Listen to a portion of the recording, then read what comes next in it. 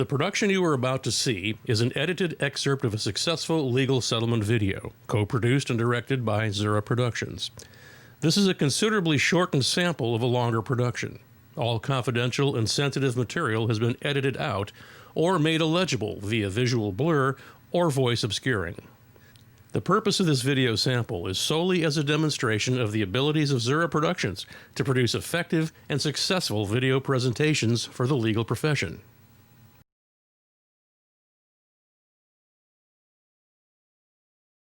What started out as an uneventful drive ended up as what can only be described as the beginning of a horrible nightmare. At around 3:30 p.m., his automobile was hit hard from behind by a commercial van and trailer owned by Landscaping. Mr. slammed into the back of the car so fast that he turned it into a metal wreck. He was not seriously hurt. David, however, was not so fortunate. He was not killed immediately by the wreck. No, his trauma was much more agonizing than instant death. The physicians at Herman diagnosed his injuries as a fracture of the spine. With a broken back with vertebral body fractures, there can often be associated pain, so that any movement with breathing, any turning, any coughing can be excruciating. He had received a tremendous amount of medication to help him cope with his pain. He was in absolute agony, and I don't know whether it was the pain or the medication or the fact that he had all that stuff. That whatever the drip was doing to him, it made him like crazy.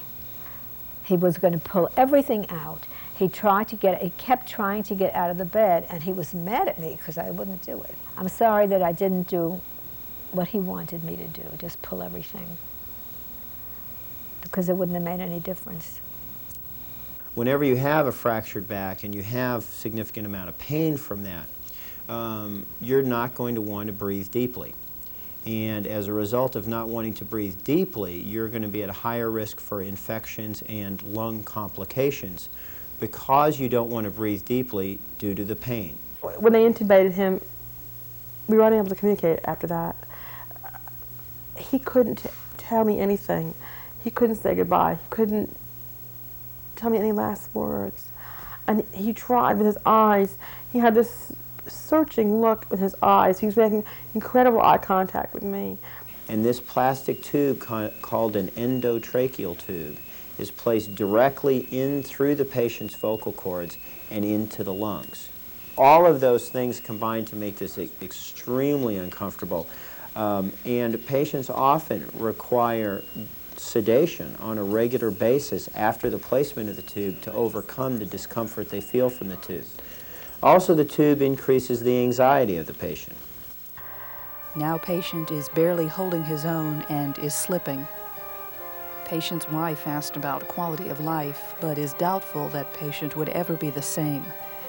Maybe now is the time to let God and nature take its course. Very hard to be left alone.